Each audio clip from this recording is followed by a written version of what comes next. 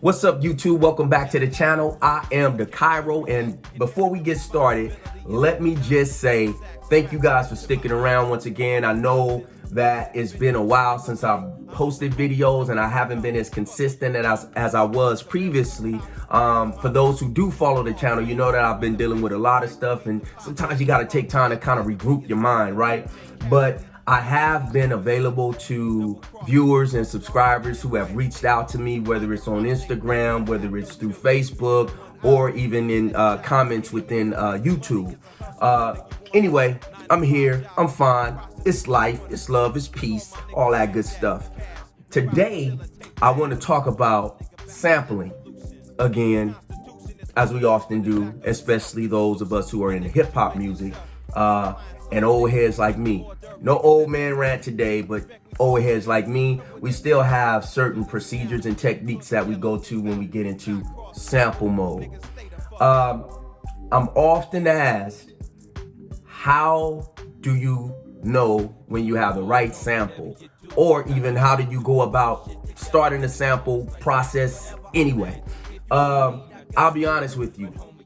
One of the best things that you can do when it comes to sampling is knowing what kind of sounds you want for a particular idea. I'm not gonna say song, because sometimes you'll have an idea for a start of a song and then everything changes as you start to build up. But if you have an idea of a sound that you want to use, the sampling process is a bit more easier, especially if you know the names of artists who play the particular instruments that you're maybe wanting to use in a beat, right? Damn, did I stutter like that? Anyway, it's been a long time. Sorry, bear with me. But one of the things that I do, there are certain sounds that I like, whether it's horns, I'm going Miles Davis or someone along that line. If it's keys, it's a lot of people that we could go about for keys. Guitar, I love guitar. You could never go wrong with guitar, right? But even if it's drum sounds, if you're just trying to get samples where you could build your own drum kit or something like that, you still want a nice drummer, or you still want sounds that you could kind of put into, let's say if you want to build a sample kit, or if you just are a drum kit, or if you just want sounds for a particular song. There's no right or wrong way to go about the sampling process. I always tell people it doesn't matter the DAW. It doesn't matter how you go about creating it, where someone will tell you, oh, you're doing it wrong, you need to do it this way. The end result is always key in the sampling process. So on the screen here, you'll notice that we're actually in my sample kit that I created, and we're under the ECM, which is I used to work at Best Buy back in '94 after I graduated high school, and I used to get a lot of free CDs, and it actually hit me to different styles of music or genres of music that I probably would have never normally listened to, especially as a kid coming out of LA. But there were sounds, man, that I gotten attracted to, that I was like, man, I can turn that into a song, or that'll be a dope beat, or man, I would love to rap over this sound. It was a lot of new age music, it was a lot of classical music, and so what I would do is take those CDs, go home, throw them on my MPC 62, and I would just sample up things and paste things together, man, and it always came out dope for me. So what I did, I actually had a lot of these sounds that I sampled through the MPC 60, and then also through my MPC 1000, and put them on floppy disk. Check that floppy disk video out if you haven't watched it now, as far as how I go about pulling out sounds. Anyway, I would take those sounds and store them on the floppy. Had a lot of chops and samples and just wave files that I used. And what I did, I created a kit that I use on the Machina software, the MPC, pointing over there because it's right there, and within reason, pointing right there because my P1 is right here. Also made some changes to the desk setup, got rid of the Digio 3. I had to update my operating system on my Mac because I'm also a graphic designer. And so I needed the speed and the processors to work alongside with the Adobe Creative Cloud that I work on. So anyway, long story short, I had to put everything together so that it'll be available to me making drum kits, making sample kits, and all of that stuff is a good thing. So what you see on the screen is what I use within, I created all of this stuff in Photoshop. Those of you that are familiar with Machina, in the process of creating your drum kits, you'll know that we can go inside and create all the information that the Machina would need to display it on the LCD screens on the MK3 or the Studio, and in addition to that on the screen here. Anyway, let's get rid of that. So what we're doing right now, got a cold, that's why you see me sounding weird and keep trying to swallow mucus. Yeah. Anyway, so what it is that I have this sample loaded up from ECM.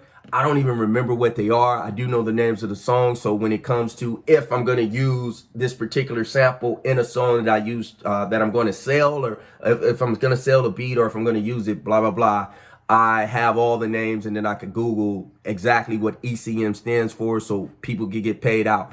Always know, if you're going to use a recognizable part of a sample, you have to make sure that you avoid being sued. Trust me. I've seen it happen. Someone used one of my uncle's beats, and yeah, they ended up having to pay.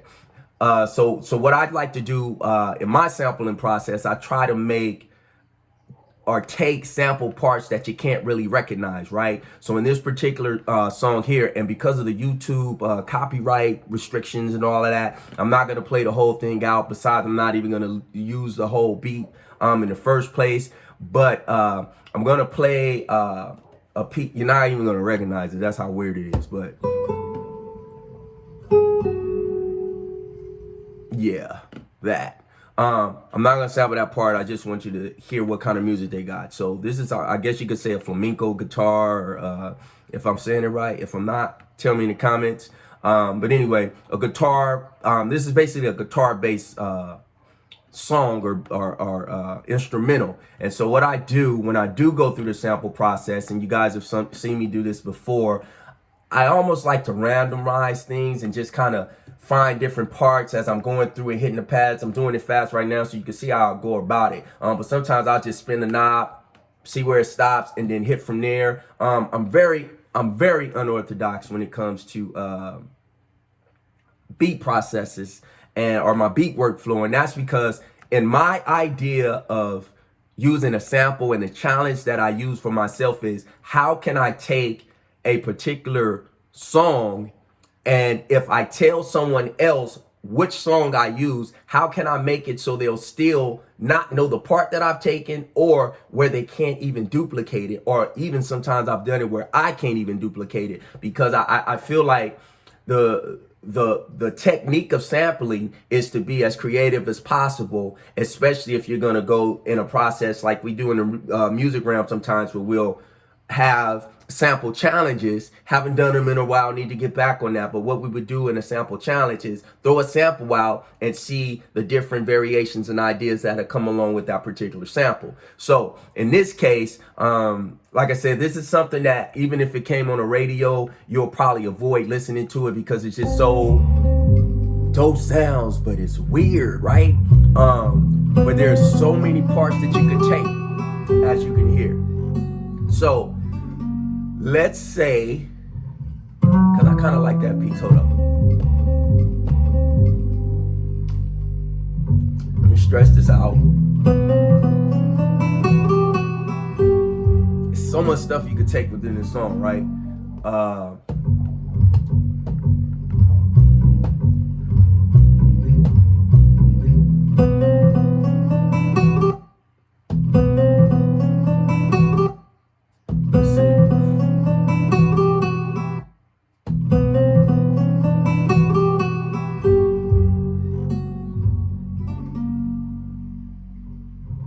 So let's say we were going to take that, right? Still doesn't make sense. And if you create beats the way that I do, so I'm looping this in my head before I'm even trying to loop it through the pads. What I like to do is when I find a cut part, even when I'm working on an MPC, I'll do the same thing where I'll put it in 16 pad mode on the MPC, or in this case on the Machina, we want to go into keyboard mode, and we want to hear different variations of that sound, right?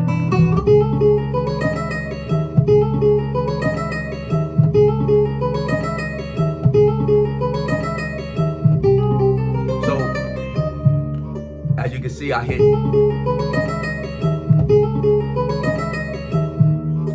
hitting that point, and this pad 10 I'm hitting, right? But I'm hitting this one the most because that key is what I like the most. Doesn't mean that I'm going to use that format or that playback for the beat that I'm going to use, but this is going to give me an idea of whether or not I want to use this particular sample. And I'm also hitting it because I'm thinking of a drum pattern on it. So we're going to do a little bit of that on this video, but I'm not going to have the drums dope, and I'm not going to do all of that because the video could take a long time. But like I said, this is more one of those talking points because I need to answer a question for a particular viewer that I have. And like I said, it's just a matter of how should I go about sampling? What should I look for? And like I said, it's based on opinion. But if you weird like me, you're going to do some very crazy stuff to get to the point of dope insanity. So let's see. So,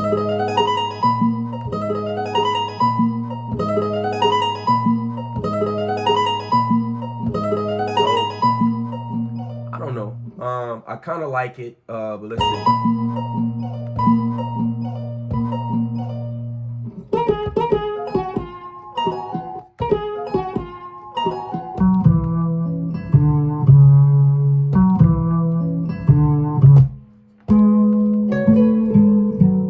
So now, if you rap, you're looking for points that are gonna make you start your flow as you creating the beat.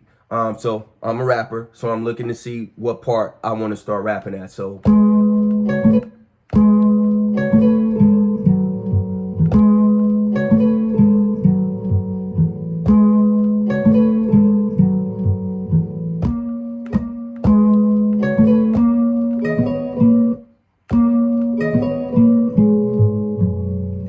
okay, so that could work. The only thing that I recommend if you want to do something like that, you would have to actually part this out because of the fact that it drags as it get towards the end. So it's at one tempo and then the tempo changes. See, that end point kind of drags. And keep in mind, I don't really do time stretch. Nothing against it. It's just not a part of my my workflow all the time, but it'll be useful in something like this if you want to keep the sample all the way through. I wouldn't use it all the way through. Like I said, I'll probably chop it up and put it across the pads separate.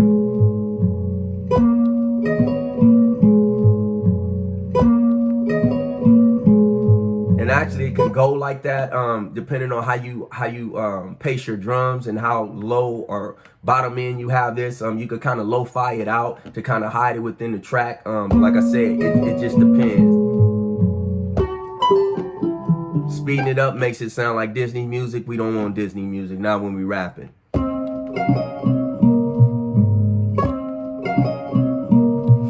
So that's a part, not sure yet, come back to it.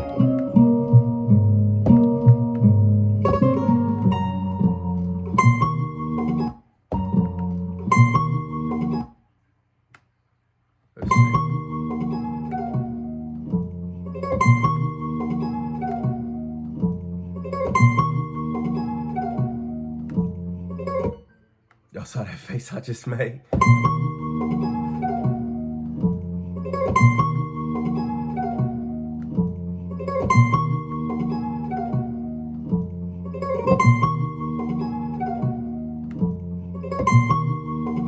So as you can see, I like that, right? Okay, so let's talk.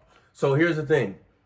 I'm not going to truncate this yet. Not going to fade the ends out. Not going to cut the ends. Truncate is cutting the ends off, right? Not going to do that just yet because I don't know that I'm going to stick to this, or I don't know that I may need a little bit more on the loop around, but that's dope.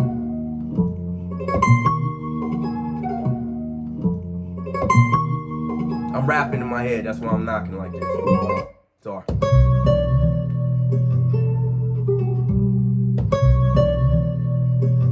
That can be dope too.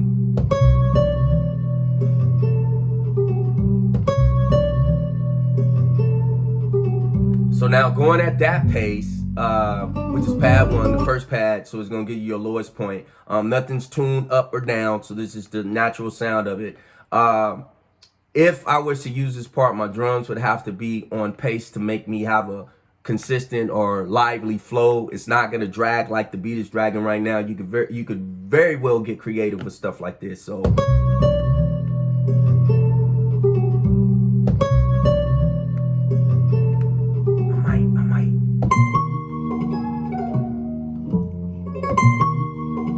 this is more caperish, and this is more. Let me think.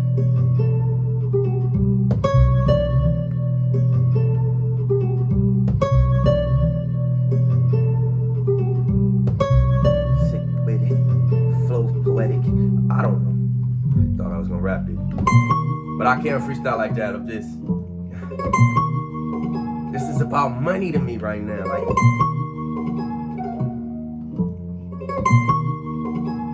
this is like I'm driving around my neighborhood trying to figure out if I'm gonna go left or right, because I'm trying to figure out what heights I'm gonna be on, right? So that's where I'm at with that. So I'm probably gonna stick with this past 7. Also, you don't have to know how to play piano to sample. You also don't have to know the C's, the A's, the B's, and all that when you sample. It's good to know for the sake of knowledge is key. But yeah, I don't always know that. So no pain, no gain. Like I said, it's about the end result. And when I'm done, you'll think I may have an idea. I do know music theory to some extent, but meaning I know what fits and what doesn't. But I can't get on the piano and tell you what key I'm in. I just always know I start at middle C. But we're gonna go with this. So let's come out of sample mode. I had a polyphony set at 1. That way it'll play all the way through. But if I do, let's say if I go 8, and meaning if I hit it again, it's gonna stop. But if I put it on, let's say 8, and that's being zany, overlapping. So you want the polyphony set at 1. So that means it play 1 time on the through. So we like that, right? So then another thing we're gonna do is, why did I do that? We're going to change tempo. I like to start at like 85 beats per minute and work up from there. There's really no right or wrong to that either. 85 for me because that's where I normally start my beats. 90, between 90 and 95 is probably ideal, especially in hip hop, depending on what kind of, like I said, what kind of flow you're going to do or what type of beat you're going to make. But for this case, I'm just going to do 85, right? And then work up or down from there. The next thing I want to do is set my pattern to 1 length, because I'm going to hit the pad 1 time and just back off. So that's where we're at, right? The reason that I go one pad is because once I hit it, I know I'm going to loop from there. So it doesn't matter how long it's going to be because it's going to be on a repeat. The only time that I'll do 4 is if I'm going to do like if you're going to do something like that, right? Like if there's going to be some changes, that's when you want it a little longer so you can have space to play. But like I said, this is just one bar that's going to loop around. So let's go ahead and record that.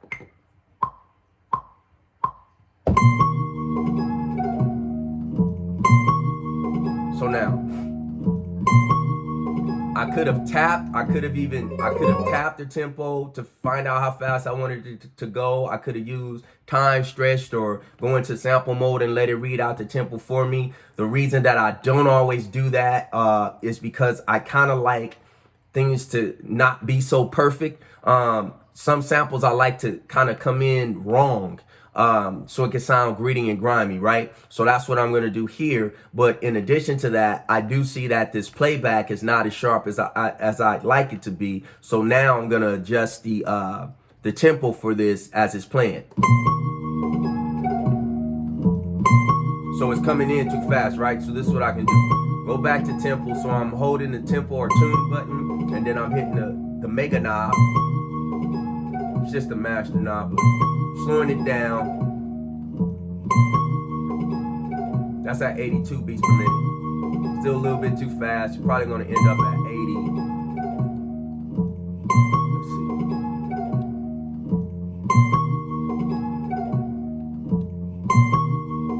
Right? It sounds cool. It's okay. It's not great. So another thing that we could do, let's go back into our browser. Hold up, let's go into another group.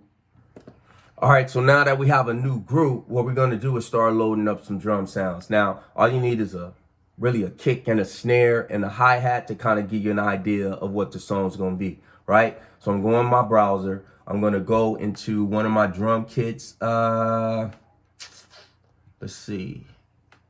I want on drum sounds. Scrolling.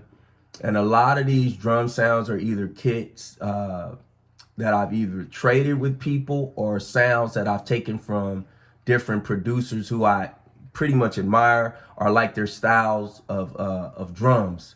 One of my favorites and my always go-to is Wu-Tang Clan. Wu-Tang Clan has like a lot of gritty sounds that RZA used to use that I greatly appreciate and like. So gonna go into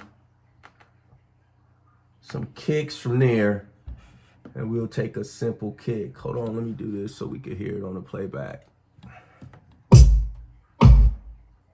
And it's just, like I said, when you start with your kicks and your snares, this is just for you to get the idea, the skeleton of the beat. Doesn't necessarily mean something that you're gonna keep. You always go back and change it as you want, but we need something there to play. So this sounds dirty. It has that little hi-hat in there. So I'm gonna keep that. Might cut the hi-hat off at the end, might not even use the kick at all. So we're gonna go there. Also, we need a snare, and I'm just gonna start with a snare and a kick for now. Let's see. I'm kind of weird when it comes to snares. I like to sometimes create snares out of, have samples full of like gunshots and war attacks and stuff like that. Sometimes I create snares using those too. That's too much. Let's see, something simple. Might work. Let's see. So let's play our beat back.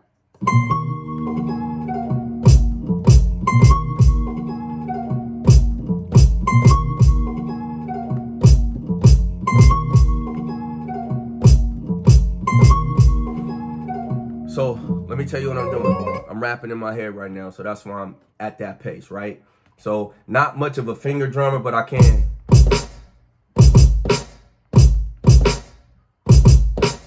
Just showing you that I can do it without looking at the pads, so I can somewhat finger drum, but I'm not competitive with it, but I'm good at it. Notice that also in hip hop, we always start off with boom bap, right? Boom, boom bap, boom, boom bap, boom, boom bap. So even with this kick, like what I'll do is randomize these drums a bit and also have like a ghost kick. I call it a ghost kick or a kick that's kind of subtle, where you go boom, bah, on the boom, boom. That it'll be subtle. But like I said, this is just for play right now, just to get the skeleton. So let's throw something together. Let's see. All right, let's go.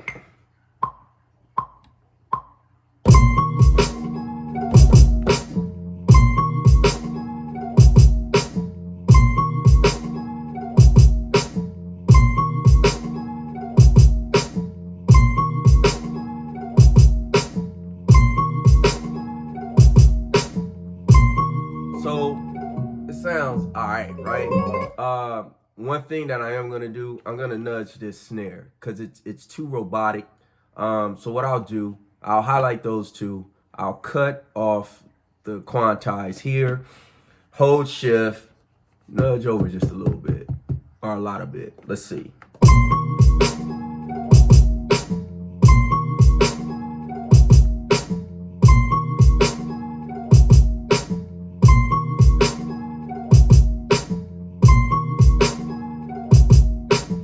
So still cool. Like I said, don't want it too long because this video will be too much longer. But you get the idea, right? We need a hi-hat because it's still kind of dragging out. I'm still kind of feeling it, but I want to feel it more. Hi-hats always help in that situation. So let's get some.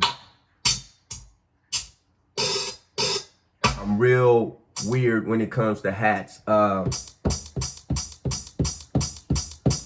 Could probably work with that. Sometimes I'll do like a closed hat and a hi-hat on the loop around. It just depends. For this sake, I'm just gonna take this one, load it in, I am going to take that clip at the end off. As you can see, it's right there, right? So we're going to take that off. Not really worried about the front end. I mean, I can to get it more in pocket, but sometimes you want it. This is what it give you kind of like a nudge without you having to put the nudge where the timing will be kind of off, right? But why not cut it off, because I'll nudge it anyway. All right. So out of that, let's go.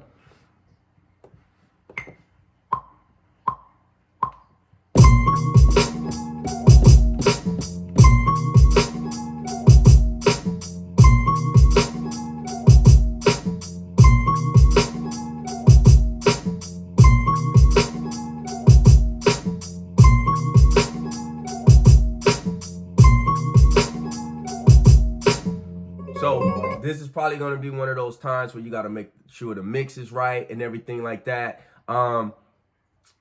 This is not going to be a dope beat. It's not dope at all. One, timing's off, which is cool, because if I was playing it live, everything's not going to be in pocket. But let's go ahead and highlight these.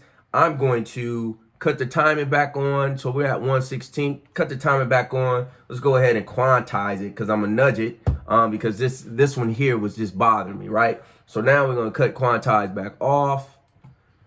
Hold shift. Let's nudge that over just a little bit or a lot of bit. And then we can't go into, why not? Let's go into variation. I'm going to humanize it. So the velocity, the low velocity is set at 100. The high velocity is at 90. I'm going to go, sorry, 127 and 100. My bad. I'm tripping. I want to go 90 for low velocity and 127 at high. And I'm going to apply the humanize. So now, as you can see, we got high and low parts on this here, right? So let's see if we could tell.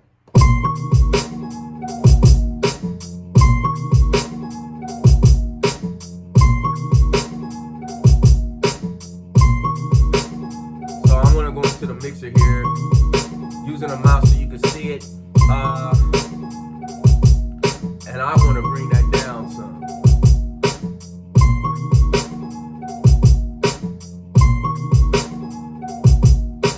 Also want to bring this snare down just a tad.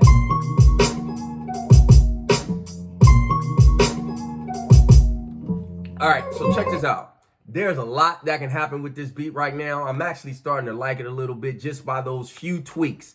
Drums and a sample part, if it makes you feel like you, even if you can't rap, but it makes you feel like you want to start writing some lyrics, then the song is on point. I will say this though, don't hold me to this beat, all right? This is fast. I was trying to be fast. I'm not, man, ain't no excuse, man. I was just trying to be fast. I'm being lazy right now. As far as trying to do everything on this one video, because like I said, there's a process to all of this. You can do, let's say we want to go back to the sample here. There's a lot of stuff that we could do to the sample here. You could, come on, man. We could put effects on it. You know, you could go into your effects and your plugins and all of that stuff, and add it to it, make it better. You could change the pitch. You could put filters on it. And I'm using the mouse right now, like I said, so you guys could see the screen. But you could put a low, where it's playing the low end, the high, and because these are the most drastic. Or if you want to just EQ everything yourself, you could go there, and you got the three knobs here: frequency, width, gain. Frequency, width, gain. What I do tend to do at times is, I'll take this for like my verse parts, and then I'll have it off for my chorus, or I'll get creative and have one at low pass, copy it to the same thing to another pad, and then I'll have a high pass filter, so they're playing on top of each other, and then I'll mute one or the other at different breaks in the song, and when I go, like I said, from verse to chorus. This was a quick video because I haven't done one in a while. Also a quick video to answer a question as far as my thought process on sampling. But in addition to that, it's also me working up, getting these sample mode videos out, man. What I realized through my channel, I have to do more of what people like from me. I know I say no old man rant. I'm not gonna go on an old man rant, but I found out that you guys like hearing me talk. Hey, why not, right? Especially if it's good and valuable information that's beneficial to the process or to other things. Anyway, thank y'all for tuning in. More videos to come. This has been one in a long while. I think our last video was like a month or two ago. Like I said, I'll try to be consistent. On top of me doing beats, I'm doing graphic design. I got to make the money. So I'm just hopping back and forth on different things. Setup has changed. Like I said, the Digio 3 is gone, which is it's really not a loss because of the fact that I wasn't really using it to its full potential, especially on this table here, because of the fact that it wasn't compatible with any of the DAWs that I'm using over here, which is Reason, which is the Kai software, and I'm at 1.9 on the Kai software, and I'm on Reason 9.5 with Reason. Been thinking about going Reason 11, haven't gotten there yet, but it may come. I just haven't found a reason to use Reason yet, and that's mainly because of the fact that I'm not really doing beats and Reason as much as I'm doing them on the Machina software. Go back a few years ago, almost 3 years ago, right? I wasn't really sure about the Machina, but I fell in love with the Machina process. Still like, everything else. I still got my MPC Renaissance. I will not get rid of that. The MPC 1 is out. I have considered that. I have thought about it. Maybe something that I'm working towards. But like I said, I'm able to make beats with everything I got here. Pro Tools is on the computer over there.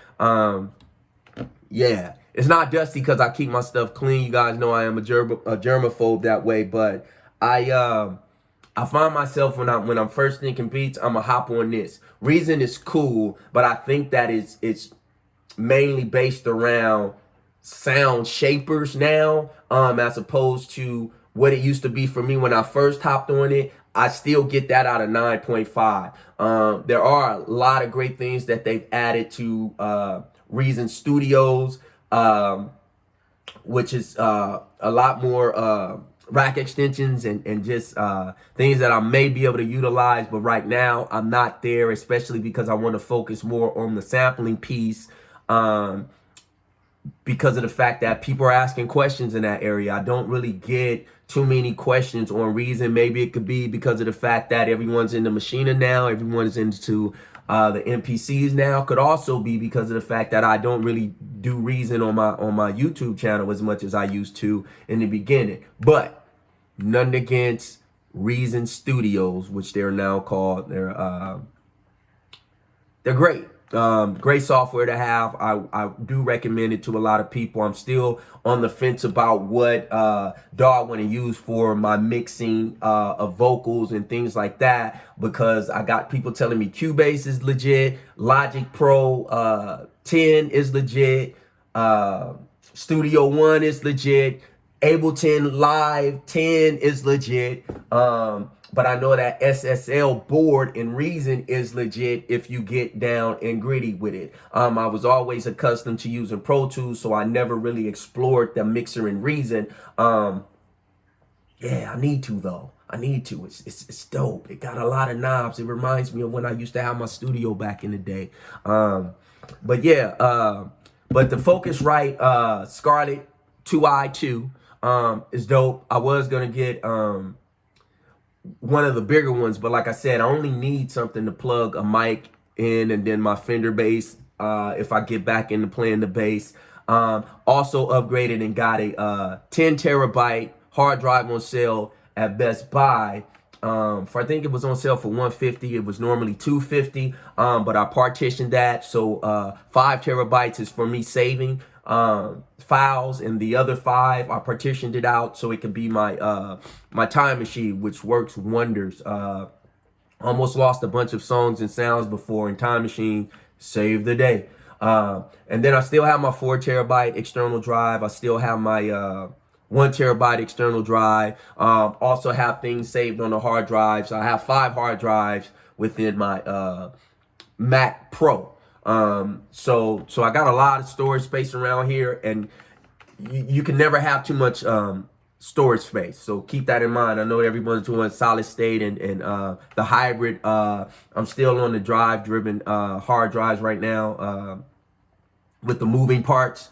Just because I'm used to it and they're more affordable for where I'm at right now. Like I said, I have to put my focus in the right areas. Home first, hobbies next. So when I say home first, that means anything that's going to generate money. So if the hobby will generate money, then of course you can put that above all. But for me, graphic design is what helps me pay bills up in here. So the music piece of it, I love doing it. Music is my weed because I don't smoke weed. So this is how I get tranquil and relaxed during my day. So thank y'all for sticking around, man. And like I said, I'll be back. I always say I'll be back, right? But I do come back. So let's be good with that. But anyway, thank y'all for tuning in. I am the Cairo, and this is my channel. I'm out.